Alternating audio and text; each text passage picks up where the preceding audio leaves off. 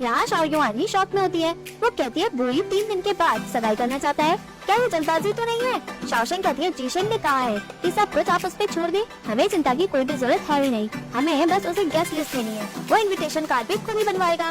वैंगेंग कहती है न्याओ न्याओ, तुम्हें अपनी सगाई के लिए इतनी जल्दबाजी नहीं करनी चाहिए, हमारे पास सिर्फ 3 ही दिन है, अभी तक दोनों फैमिलीज एक दूसरे से मिले भी नहीं है, सारी तैयारी करना एक साथ मुश्किल है। शाओशेंग कहती है यांग यांग, जीशेंग ने इस सब के बारे में सोच लिया है, उसने कहा है कि सारी प्रिपरेशन चेंग फैमिली में ही होगी, हमें लोगों की चिंता करने की जरूरत है ही नहीं। शाओयुआनी कहती मैंने सोचा नहीं था, लेकिन वही इतना लापरवाह इंसान कैसे हो सकता है, वो इस मैटर को केयरलेसली हैंडल कैसे कर सकता है। तभी शिंगकोंग आती है और कहती है मैडम चेंग यांग आपसे मिलने आई है। शाओशेंग कहती है वो यहाँ क्या कर रही है? शाओयुआनी कहती है उसने उस वक्त ड्रामा किया था तबियत खराब होने का और दहेज देने को मना भी कर दिया था। जब हम उससे मिलने गए उसके घर, उसने हमसे वहाँ पे भी मिलने के लिए मना कर दिया था। अब वो खुद यहाँ आई है। यांग फैंग शाओशेंग को चेंज करा के गेस्ट से मिलवाने नहीं आना। जीजुई हॉल में यांग फैंग एग्री करती है। यहाँ मैडम चुनियो बैठी होती है। शाओशेंग तैयार होकर अंदर आती है। वो मैडम चुनियो को ग्रीटिंग्स देती है।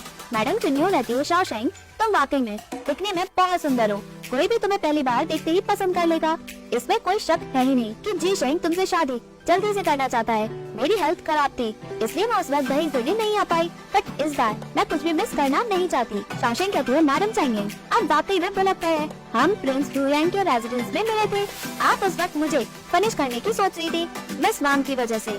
वैसे भी जीशेंग अब बच्चा नहीं है, उसने जल्दी किस बात की है कि वो शादी करे? हाँ, आप तो जीशेंग के जन्म देने वाली मदर है ही नहीं, इसलिए आप इस एज में भूल गई होंगी। मैडम चुनियो हंसती और कहती है शाओशेंग मुझे पता है कि तुम मुझसे खुश हो ही नहीं, क्योंकि जीशेंग मुझे पसंद करता ही नहीं, बट ये सब पुरानी बात है, भले ही तुम मुझे एक्सेप्ट ना करो, बट तुम उसके फादर को इग्नोर कैसे कर सकती हो? जीशेंग जिद्दी है जुनुआ की वजह से, इसलिए मैं अपनी तरफ से पहला कदम उठा रही हूँ। शाओयुआनी कहती है मैडम चाहिए, आपको वाकई में बहुत जानकारी है, मैं शाओशेंग की मदर हूँ, मुझे भी अभी पता चला कि सगाई सिर्फ 3 दिन के बाद है, बट आप बहुत तेज है। मैडम चुनियो कहती है मेरा दिल जीशेंग के साथ जुड़ा है, उसमें ऐसा क्या है कि मुझे उसके बारे में कुछ भी पता नहीं है। शाओशेंग कहती है मैडम क्या आप मेरे एक सवाल का जवाब देंगी? मैडम चुनियो कहती है बताओ। शाओशेंग कहती है विधवा होने के बाद आप कब से लिंग फैमिली के साथ रहने लगी? क्या मैडम हूँ की शादी से पहले या फिर उसके बाद? मैडम चुनियो कहती है मेरी किस्मत खराब है, जैसे ही मेरे हस्बैंड चल बसे मेरे पास रहने के लिए जगह नहीं थी, इसलिए मैं अपने आंट के घर रहने चली गई, वो तो जुनुआ थी जिसने मेरा बहुत अच्छे से ख्याल रखा। तभी शाओयुआनी कहती है ओह, इसका मतलब वो शादी के बाद रहने गई थी। मैंने मैडम मुँह से सुना था कि आप दोनों बहनों की तरह रहती थी, आप उनका बहुत अच्छे से केयर भी करती थी।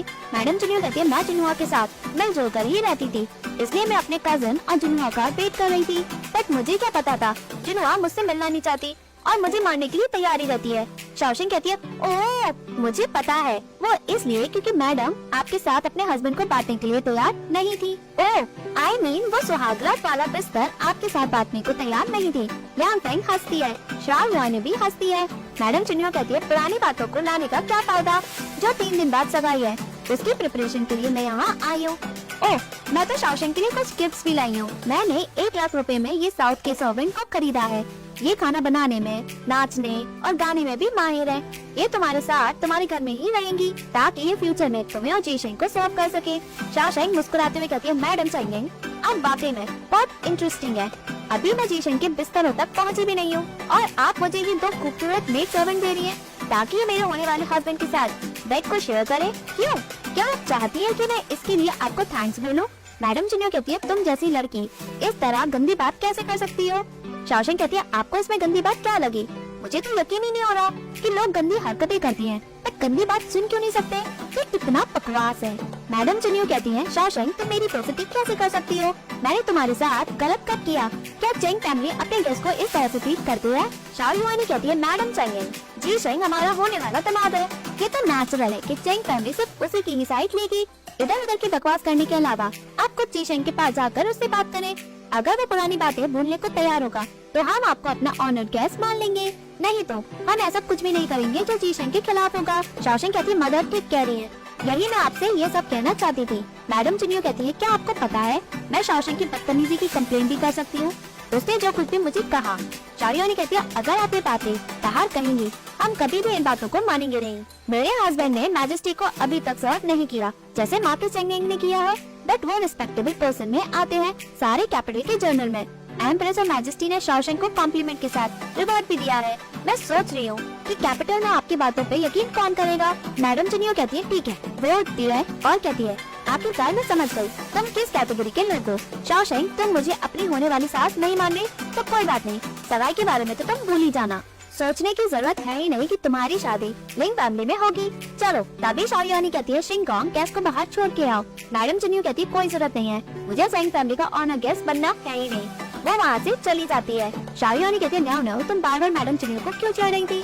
नवरे वो जीसेंग की जन्म देने वाली मदर नहीं है, बट फिर भी वो तुम्हारी सास है। अगर तुम्हें उनसे मिलना नहीं है बट फ्यूचर में तुम्हें उनसे मिलना ही पड़ेगा। तुम इतनी मनमर्जियाँ कर रही हो, क्या तुम्हें डर नहीं है कि तुम फैमिली का नेम खराब न कर दो। शॉशैंक कहती है मगर मैं मैडम हूँ से कल मिलके आ चुकी हूँ, अगर ये नहीं होती तो जीशेंग और उसकी मदर को इतना सफर करना नहीं पड़ता। मुझे नफरत होती है कि कोई किसी का प्यार उससे छीन ले। मैं ऐसे लोगों के सामने अच्छा बनने के नाटक नहीं कर सकती और ना ही उनसे तमीज से बात कर सकती हूँ।